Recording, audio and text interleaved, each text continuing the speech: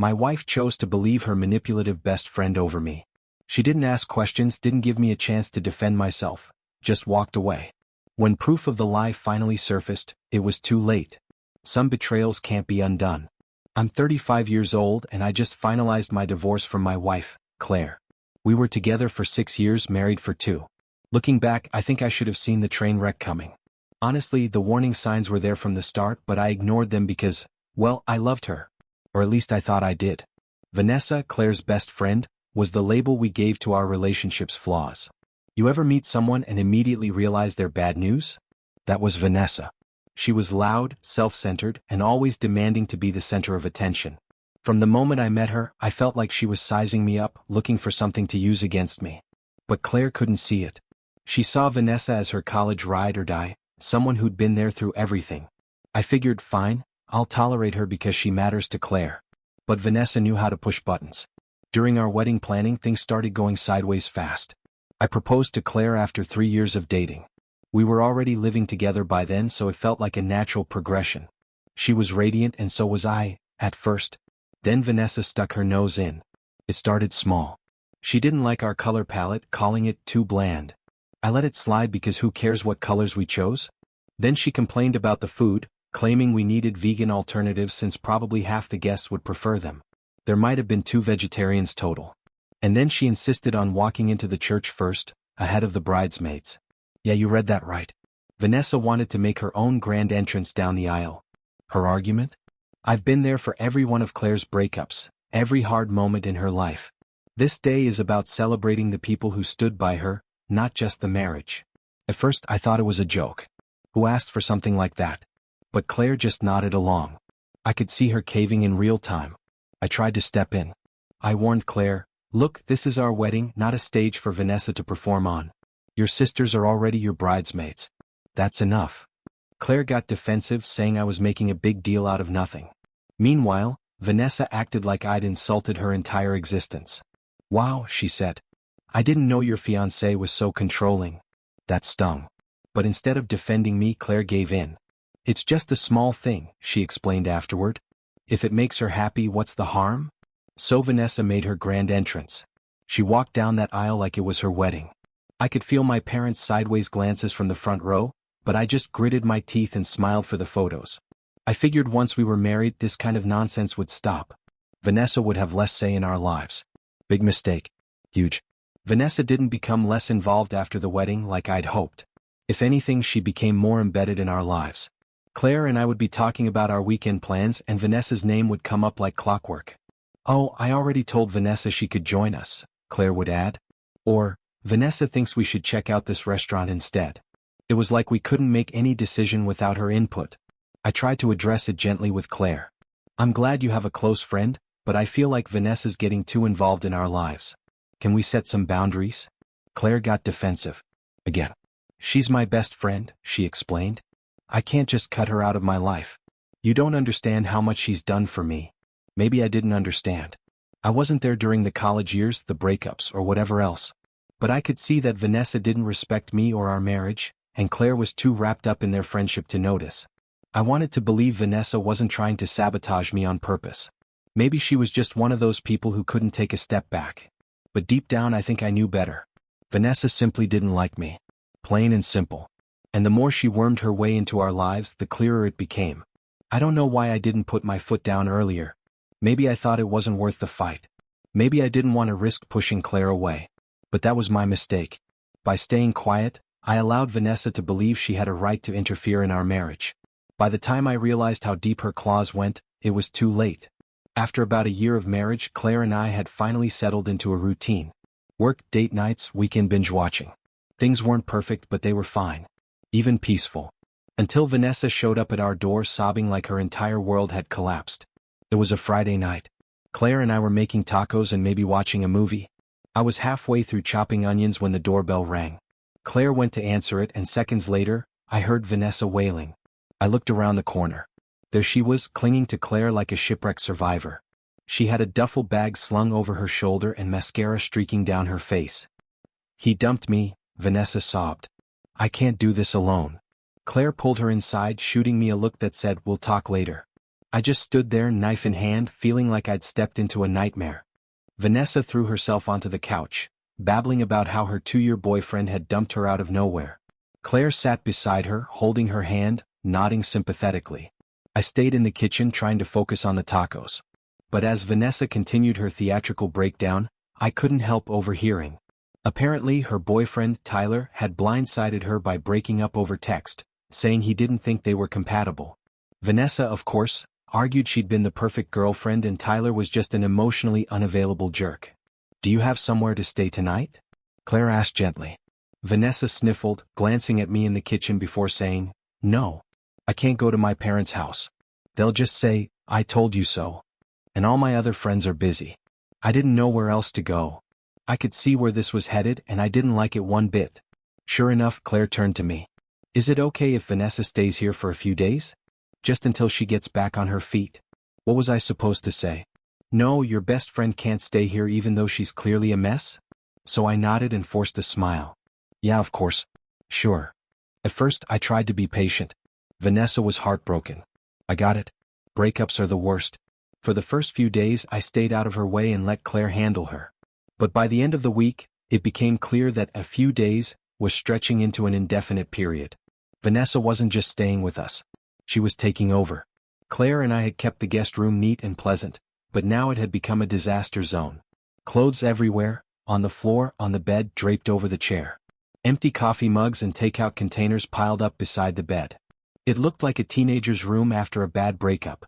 Except Vanessa was 34 years old. She practically lived in the living room, binge-watching reality shows at full volume and hogging the couch. I came home from work twice to find her sprawled out in pajamas, eating chips from a family-sized bag while watching some dating show. She didn't even look up when I walked in. Just muttered, "Hey," between bites. The kitchen wasn't safe either. Vanessa wasn't much of a cook, but that didn't stop her from using our pots and pans like she was auditioning for a cooking show. The problem was she never cleaned up her mess. I'd wake up in the morning to find the sink full of dirty dishes and half-eaten dinner leftovers on the counter. I tried to talk to Claire about it one night. "I know Vanessa's going through a lot," I said to her. "But she's treating this place like a hotel. It's not fair to us." Claire looked torn. "I know it's frustrating, but she has nowhere else to go. She just needs a little more time." "A little more time?" I said. "It's been 2 weeks. How long are we supposed to put up with this?" Claire paused. "I'll talk to her." But her efforts were ineffective. Vanessa flipped the script, playing the victim. "I'm sorry if my presence is a burden," she said dramatically, her eyes welling with tears. "If that's what you want, I'll leave." Claire, of course, rushed to comfort her. No, it's not like that. We just want to make sure you're okay." It was infuriating. Vanessa knew how to manipulate Claire and she fell for it every single time. The breaking point came about a month in. On a Saturday morning, I went to the backyard to grab some equipment for a DIY project I was working on. To my shock, I found my drill, saw, and other tools scattered across the patio. Vanessa was sitting on the grass, painting a pile of weird wooden fragments in bright neon colors. "What is this?" I asked, gesturing at the mess. She looked up, unbothered. "Oh, it's for my therapy. My therapist suggested I do something creative to process my emotions." I blinked at her. "You used my tools without asking." She shrugged. "I didn't think you'd mind. I'm already done with them." I went back inside and found Claire in the kitchen. "She has to go," I said firmly. "I'm not asking any more." Claire looked at me, surprised by my tone. "What happened?" "She's treating this house like her personal playground." "Enough, Claire. I've been patient, but this isn't working. She needs to leave." Claire groaned and rubbed her temples. "Okay. I'll talk to her again." This time I didn't leave it all to Claire. I sat down with both of them and laid it out. "Vanessa, we've done our best to support you during this time, but it's been a month. This isn't sustainable for us. You need to start looking for another place to stay." Vanessa didn't react well. She accused me of being cruel and not understanding what she was going through. "You're kicking me out when I'm at my lowest," she said, glaring at me. "Well, great friend." I didn't let her guilt trip affect me. "I'm not kicking you out today, but you need to find another place. We've given you enough time." Claire looked torn, but for the first time she didn't side with Vanessa. Vanessa left within a week. She stormed out, muttering something about how I'd always been a jerk and Claire deserved better. As she drove away, I felt a weight lift off my shoulders.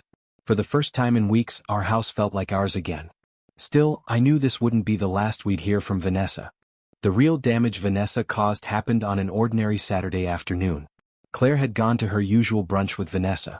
I wasn't thrilled about it, but I'd stopped commenting on their hangouts months ago. What was the point? Vanessa was going to be in Claire's life no matter what I said. I stayed home, planning to use the quiet time to run errands. Nothing exciting, just groceries, laundry, and a bit of yard work. When Claire came back, I greeted her as usual, but something felt off. She barely said anything, just muttered a "hey," and went straight to the bedroom. I stood there for a second, holding a bag of apples, trying to figure out what I'd done to irritate her. Maybe she was just tired. I shrugged it off and went back to putting things away. Claire stayed distant for the rest of the day. She avoided eye contact, answered my questions with monosyllables, and spent most of her time glued to her phone. I asked several times if something was wrong, but she just said, "I'm fine." Clearly she wasn't. I figured Vanessa had dumped some typical drama on her, and Claire just wanted time to process it. That night, though, things got weird. After dinner, which she barely touched, she went to bed early. When I came in later, she was curled up on the edge of the bed, seemingly asleep. I lay there staring at the ceiling, unable to shake the feeling that something was very wrong. The next morning I decided to address it. "Claire, seriously, what's going on? You've been acting weird since you got back from brunch." She paused for a moment, not looking at me, before saying, "I need to ask you something, and you need to be honest." "Okay," I said, feeling a knot form in my stomach. "What is it?" She finally turned to me, her expression a mix of anger and hurt. "Were you with someone else yesterday?" I stared at her, completely disoriented. "What? No. What are you talking about?" Her voice got sharper. "Vanessa said she saw you in a parking lot. She said you were in your car making out with some woman." For a second I had no idea how to react. I almost laughed because it was so absurd. But when I saw Claire's serious expression, my shock turned to frustration. "Claire, that's ridiculous. I wasn't with anyone. I was at the grocery store. Shopping." "She described your car," Claire said flatly. "She said you were wearing your brown jacket. She even knew the parking lot, near that little strip mall by Main Street." I felt like I was living a nightmare. Yes, because I was at that strip mall. That's where the grocery store is. I wasn't making out with anyone. I was buying milk and bread. Claire crossed her arms, staring at me. "Then why would Vanessa say she saw you?" That question irritated me more than anything else. Not, "Are you sure she's mistaken, or maybe there's some mix-up?" No. Just why would she lie? Vanessa's lie seemed absurd. "I don't know, Claire," I said, my voice rising. "Why don't you ask her?" "Because I didn't do anything wrong." But she wasn't listening. "I don't know what to believe," she said quietly, shaking her head. Vanessa wouldn't lie about something like this. That hit me like a punch to the chest. She didn't know what to believe. After everything we'd been through, she couldn't trust me more than Vanessa. I stood up and started pacing the room. "You've known me for 6 years. Do you really think I'd cheat on you, in a parking lot? Does that really sound like me?" Claire didn't answer. She just sat there, staring at her hands. "I need time to think," she finally mumbled, her voice barely audible. The next few days were awful. Claire barely spoke to me. She moved into the guest room, saying she needed space. Every time I tried to bring it up, she shut me down. "I'm not ready to talk," she'd say. Or, "I need more time." Meanwhile, I wandered around in a fog of anger and disbelief. I couldn't stop thinking about Vanessa. This was exactly the kind of chaos she thrived on. But I couldn't understand why. Why go to such extremes? Why lie about something so serious? Did she really hate me that much? At the same time, I couldn't ignore the bigger issue, Claire's reaction. The fact that she wouldn't even give me the benefit of the doubt said more about our marriage than Vanessa's lies ever could. What did it mean for us if she believed Vanessa over me? Claire left a week later. After packing her things, she didn't even tell me where she was going. She just said she needed time to think. I didn't argue with her. By that point, I was too exhausted to fight. The next morning, I got a text from her. "I think it's best if we separate for now. I'll have my lawyer send the paperwork." And that was it. No discussion, no attempt to work things out, just a text and a lawyer. It felt like our entire marriage had gone down the drain over a stupid story. I had no idea how to process it. Part of me wanted to fight, to prove my innocence and make Claire understand. But another part of me was done. If she was willing to throw everything away so quickly, maybe I didn't want to fix our marriage after all. Things got worse in the weeks that followed. Our separation became public, and Vanessa made sure everyone knew her version of events. Mutual friends started acting weird around me, avoiding eye contact and making cryptic comments about working on myself. Even my own relatives started asking uncomfortable questions like, "Is there any truth to what they're saying?" It felt like I was living a nightmare. Everywhere I turned, I was reminded of how quickly people can turn on you. Claire stayed silent the entire time. No calls, no texts, no attempts to reach out, just silence. At first I was furious, angrier than I'd ever been in my life.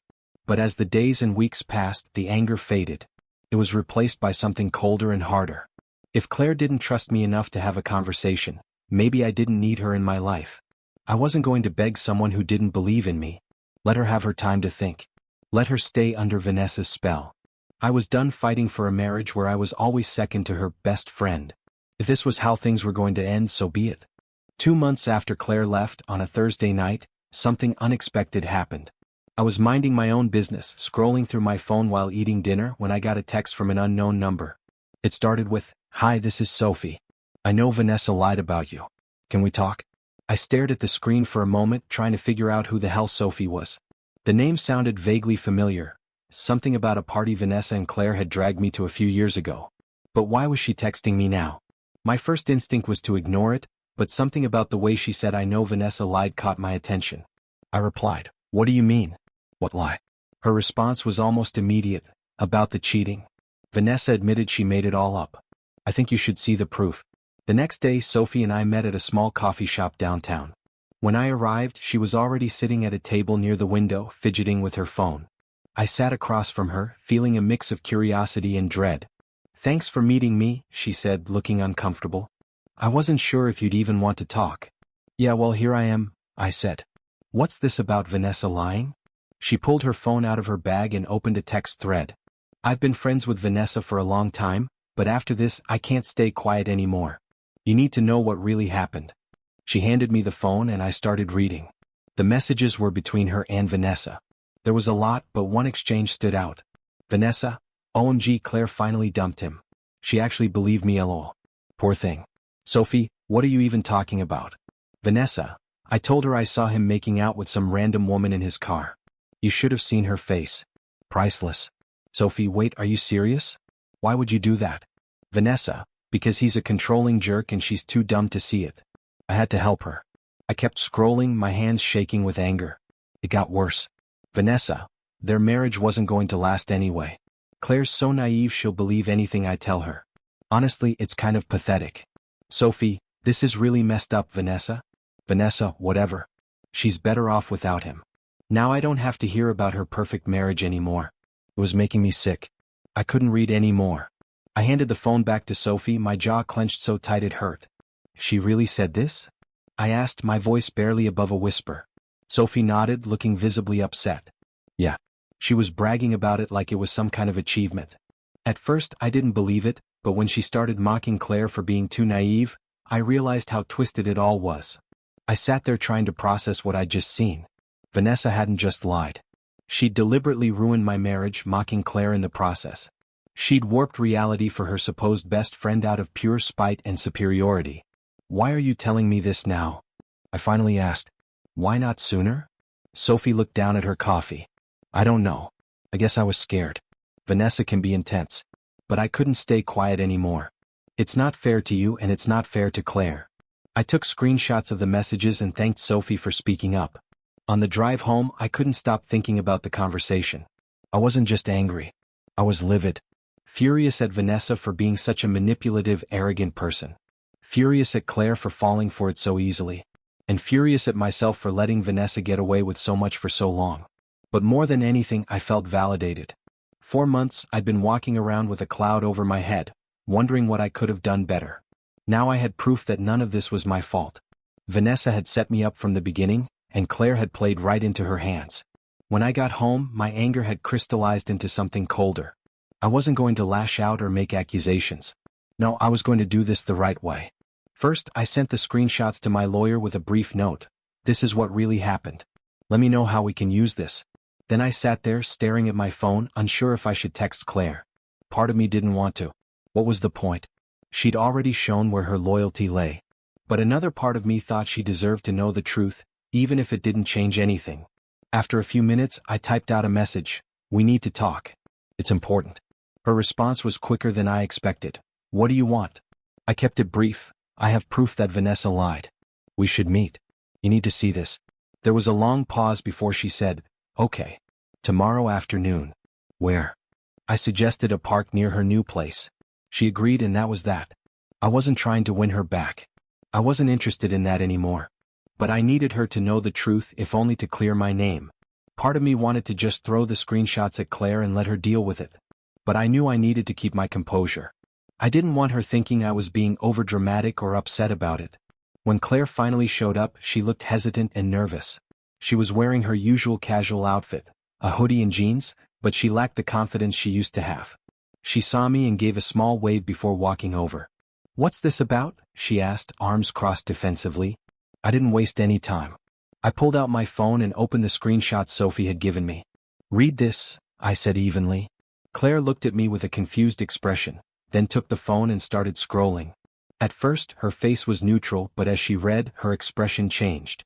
Her eyes widened, her mouth fell open, and she was pale by the time she finished the last message. She handed the phone back to me, her hands shaking.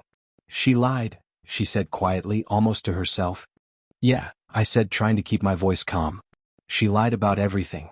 She made up the story about me cheating just to break us up, and apparently she thought it was hilarious. Claire sat down on the bench next to me, staring at the ground. I didn't know, she said softly. I didn't think she was capable of that. You didn't think she was capable of lying to you?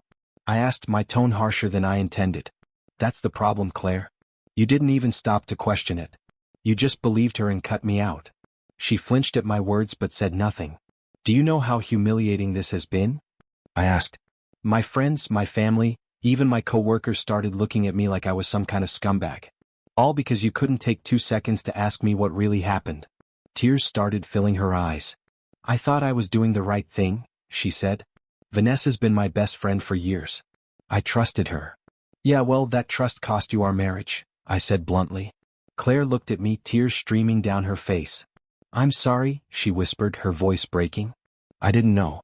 I swear I didn't know. That's the problem, Claire, I said, softening my tone but staying firm. You didn't know because you didn't even give me a chance. You trusted her more than you trusted me. And that says a lot about how you saw this relationship. We sat in silence for a few minutes, the weight of everything hanging in the air. Finally, Claire spoke again. I'll cut her off, she said quietly. I'll never speak to her again. We can fix this. We can go to therapy, work things out. I'll do whatever it takes. I sighed and ran my hand through my hair. Part of me wanted to believe her, but the damage was already done. She'd chosen Vanessa over me without hesitation. I don't think we can fix this, I admitted finally. It's not just about what Vanessa did. It's about how easily you believed her, how little trust you had in me. That's not something we can just get over. Claire started crying harder. I was stupid, she said between sobs. I should have talked to you. I should have trusted you. Please just give me one more chance. I shook my head. I'm sorry, Claire, but I can't. It's not just about forgiveness. It's about trust. And once that's gone, it's almost impossible to get back. She kept crying. I almost felt bad for her. Almost. But then I remembered all the nights I spent alone, wondering what I could have done differently. All the friends who turned their backs on me because they believed Vanessa's lies. All the times I questioned my own worth because Claire had discarded me so easily. And with that, my sympathy evaporated. I think it's best if we move on, I said, standing up. I wish things could have been different, but this is where we are now. Claire didn't try to stop me. She just sat there, crying with her face in her hands as I walked away. I didn't look back. For the first time in months, I felt like I had control of my life again. Later that night, Claire sent me a long apology text, begging me to reconsider. I didn't respond. There was nothing left to say. Vanessa's deception might have been the catalyst, but Claire's lack of trust was the real reason our marriage failed. And at that point, I had no interest in trying to restore something that was already beyond repair. Instead, I sent the screenshots to a few mutual friends who'd completely ghosted me. I didn't add any commentary. I just let the messages speak for themselves. Within hours, my phone was flooded with apologies and messages of support. One acquaintance wrote, "Wow, I can't believe Vanessa would do that. I'm sorry I doubted you. You didn't deserve this." Another person added, "Let me know if there's anything I can do. It's good to feel validated." It was nice to feel validated, but I wasn't interested in rekindling those friendships. If they were so quick to believe the worst about me, they weren't people I wanted in my life anymore. I didn't bother confronting Vanessa. What would be the point? She'd already proven who she was, and I wasn't going to give her the satisfaction of knowing how much damage she'd caused. Even though I'd cut ties with most of our mutual friends, I started hearing from them a few days later. A friend, Hannah, called me and said, "You won't believe this, but Vanessa's basically been banished from our group." Apparently, as soon as word spread about what she'd done, everyone started distancing themselves from her. Sophie had shared the screenshots with a few others and the story spread quickly. Vanessa tried to defend herself, claiming she was just concerned about Claire and that I was controlling and toxic, but no one believed her. "She's completely spiraling," Hannah said, laughing quietly. Out of curiosity, I looked up Vanessa's profiles using an anonymous account, of course. And sure enough, there were countless posts about how her fake friends had abandoned her when she'd just been trying to help. One comment said, "So I guess people can't handle the truth.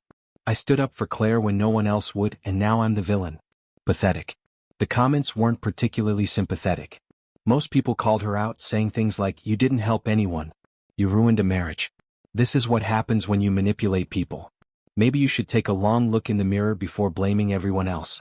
It was gratifying to see her finally getting what she deserved. Meanwhile, Claire's situation didn't look good. She'd moved back in with her parents after everything fell apart, and from what I understood, things were rough. Her mother, who'd always been suspicious of Vanessa, was furious when she learned the truth. A mutual friend told me about a particularly heated argument Claire had with her mother. Apparently, her mom said, "You threw away a good man for a liar. How could you be so stupid?" It was harsh but not entirely wrong. Claire was trying to rebuild her life, but things weren't going well. Her attempts to reconnect with some of our old friends were met with mixed reactions. While some were willing to forgive her, most weren't. They'd seen how easily she'd turned on me, and they didn't want to find themselves in the same position. "She seems miserable," Hannah told me during one of our rare conversations.